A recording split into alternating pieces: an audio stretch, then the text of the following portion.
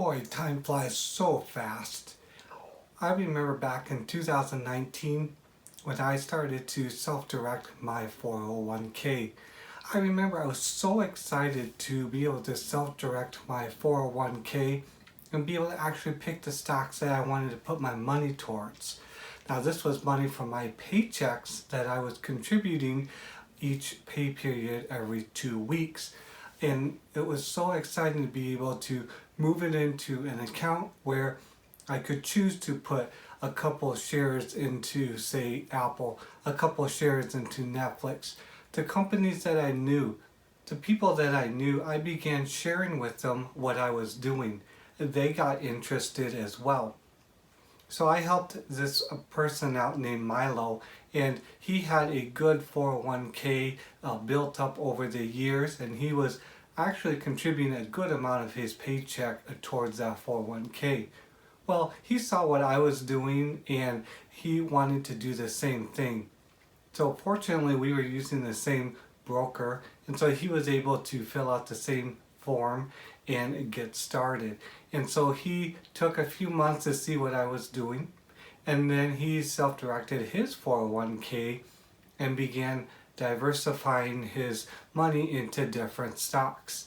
Soon enough, there was another person named Tim who also, his background was really different. He had spent a lot of time already with stocks at trading, and so he had made a lot of money, lost a lot of money. He had a good experience in knowing how stock prices could change very quickly. He had also experienced times when stocks had really gone upwards. So he had also wanted to take some money that he had set aside and invest it as well. So between the three of us, we were taking time to share with each other stock picks, sharing our experiences, what we thought the good and the bad about stocks. There was a third person named Darlene, and she didn't want to know all the technical or fundamental stuff about stocks. All she wanted to do was take some of the extra money that she had and invest it. And so I was able to share with her just a little bit, enough for her to put some money into the markets and slowly learn over time and get used to how stock prices moved. So this worked out well for her. He's got a question, she's got a question, oh, he's got another question. I feel like a ball bouncing off the walls constantly. At times there were a lot of questions being thrown at me at every direction when it came to charts or apps or websites or the news channels, articles that were coming out. There was just so much to the investing world that all these questions were coming my way. And I was able to have all these short conversations, maybe there were a few long ones, about what stock prices were about or the direction of the market, what they thought about tech stocks versus energy stocks.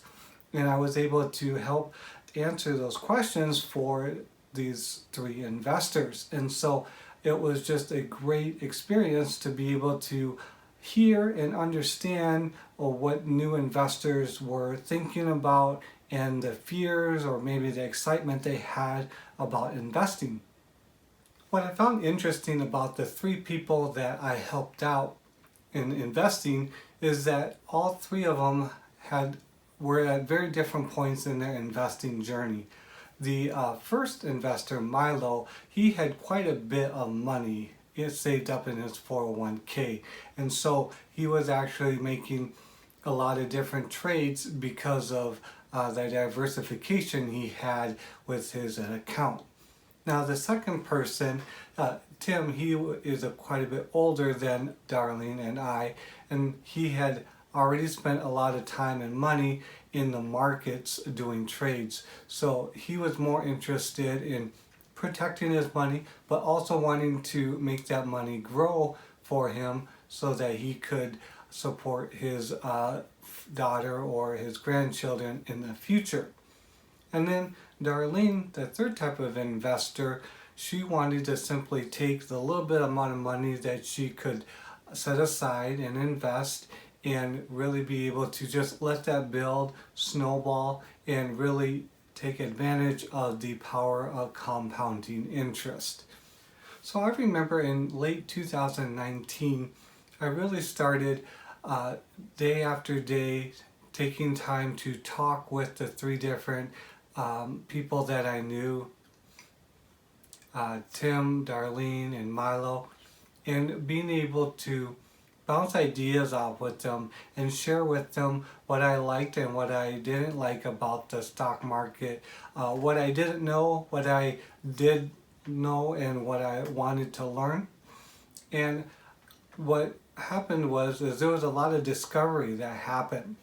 And naturally, when you start to dig into the market and put money there, you start to have questions that arise. And somebody like me, I was very interested in researching and finding out the answer right away.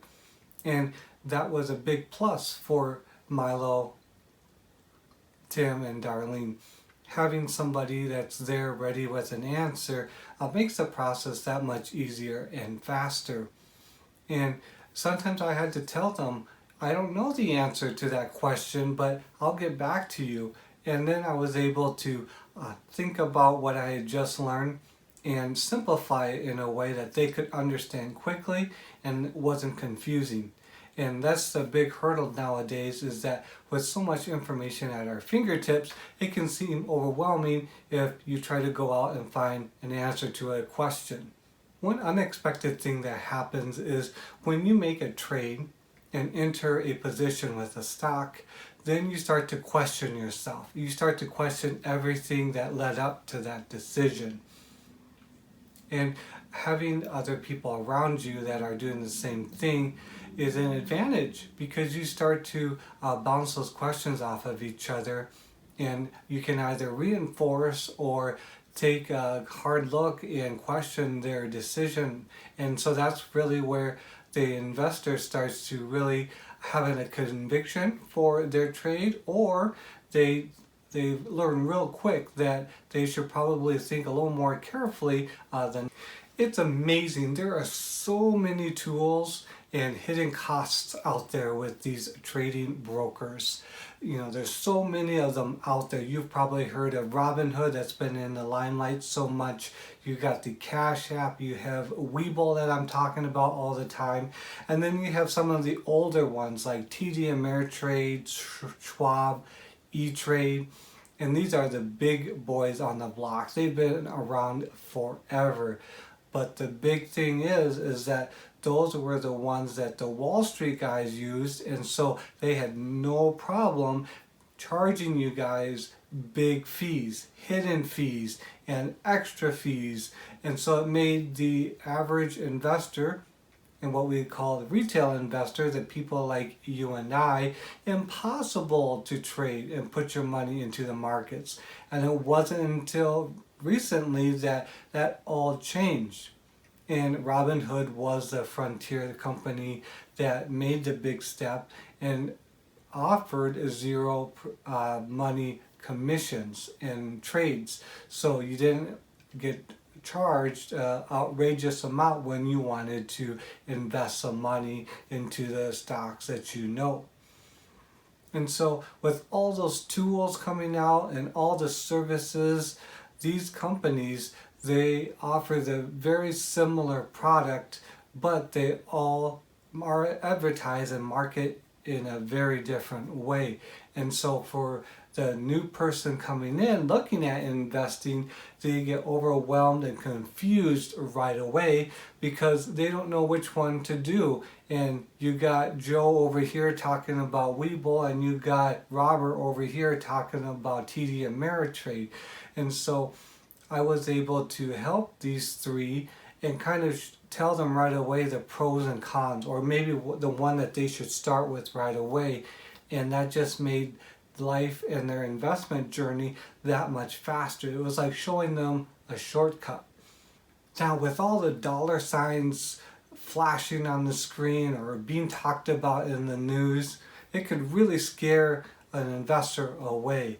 And that's probably in part to the Wall Street and the big management hedge fund managers not wanting people to partake in the profits. So the retail investor, they have to sift through all this information and all these big numbers, but really at the end of the day, these dollar and costs that appear on the screen are really nominal considering the overall big picture.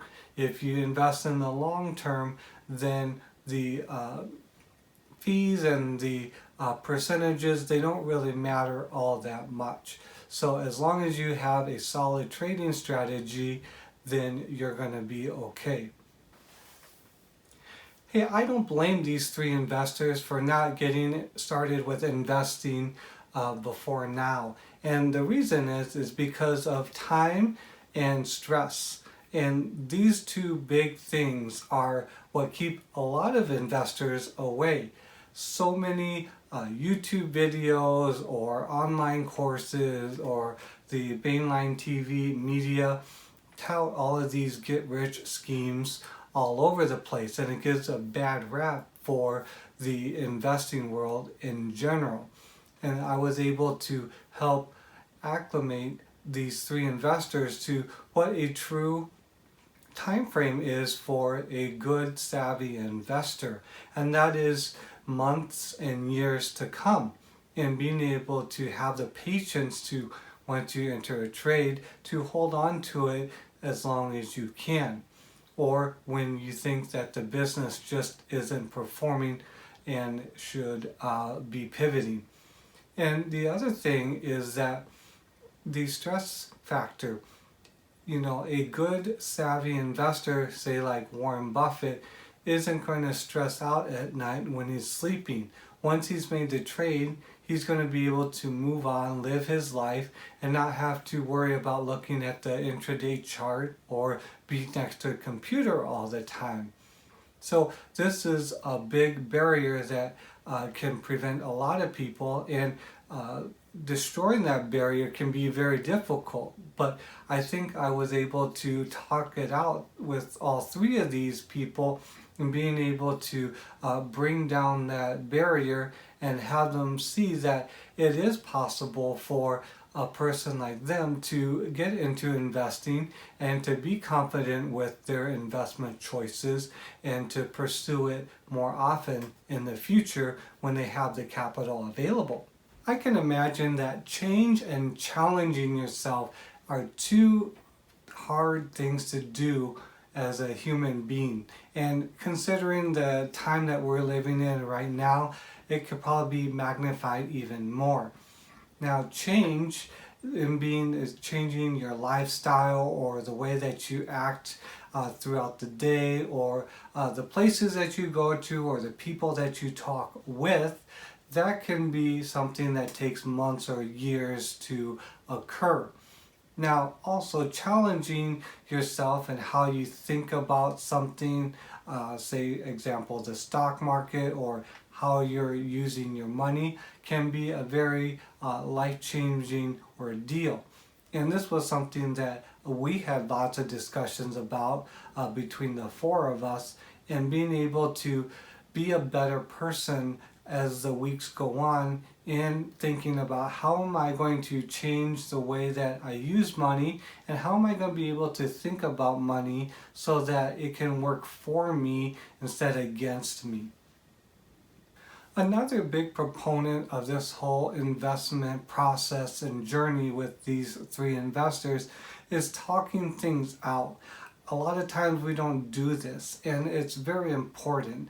And you may not think it is, but being able to talk and verbally communicate your ideas or reactions, thought process, decision making on stocks or the future plans you have for trades that you might want to be doing. This was something that a lot of investors don't do. They may look at a lot of information but not actually talk it out with another human being. Along those same lines, sharing is a big thing. Some investors may want to keep their investments secret, and being able to not share with anybody the success or the defeats that you're having. All three of these people, I think, have been throughout the process open to sharing their experience, their feelings, their attitude towards other investors, the stock market, self-reflection on the decisions that they've made in investing in certain stocks. The last thing I wanted to bring up was the important aspect of being open. And I think all three of these investors that I helped have been open with me. They've been able to share their wins and their losses and be able to show the screens that they're looking at. And I think that's just helped get everything off their chest, be able to move on when they see mistakes or errors, and be able to build upon their successes and their wins, and be able to just build one step at a time throughout their investment journey. Very last thing I wanted to bring up was pushing. Someone like me who always continues to push themselves to learn more, to act more, to share more. These three investors I've seen have taken effort to push themselves when it has come to their motivation, just their learning, their ability to take action and really be able to change their outlook and attitude on investing. So I'm very encouraged to see it. I'm very encouraged to see retail investors in general use their capital and be able to put it into the markets. I'm a very optimistic person, and I think that the economy here in the next couple of years is going to strengthen a lot, because not only U.S. investors are getting involved, but internationally other countries are seeing the U.S. markets and wanting to put their money there too. They see that the U.S. stock market is a trustworthy place where they can put their money. The government isn't going to commit fraud or take that money, and they see that there's good growth opportunity here in this part of the world. So I hope you guys enjoyed this video and my overview and thoughts of the three investors, Tim, Darlene, and Milo, that I've helped in their start of their investment journey. And I'm very excited for all three of them. And no matter if they continue to invest or they decide to move on to other things and focus on other important life aspects, I'm fine with that.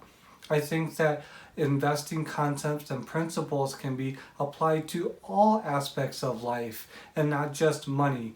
And I think a lot of people who have wealth or don't have wealth understand that there is more to life than money and financial freedom. So there can be joy in friendships, in fulfillment of helping others, or philanthropy. So that's just a little bit of my thoughts and my contribution to sharing with you guys my excitement for investing and helping other people that I come in contact with.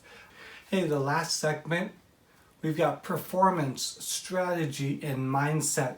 The first investor I was talking about, Milo, his performance of 401k grew from $50,000 when he started to over $150,000 now. So that is a 3x return, and he's been just knocking it out of the park. He is well on his way to having $1 million portfolio by the time he retires.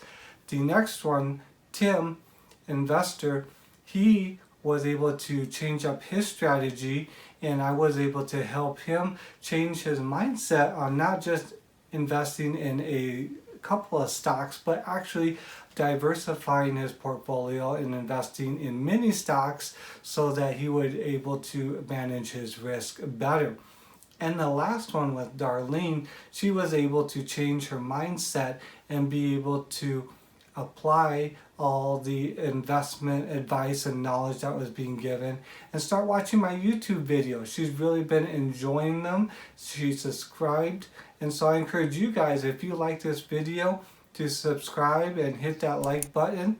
I hope you guys stay invested, keep investing for the years to come, and I look forward to seeing you guys in my next video. Comment below on what you guys think and how your investment journey has gone so far. I'd love to hear from you.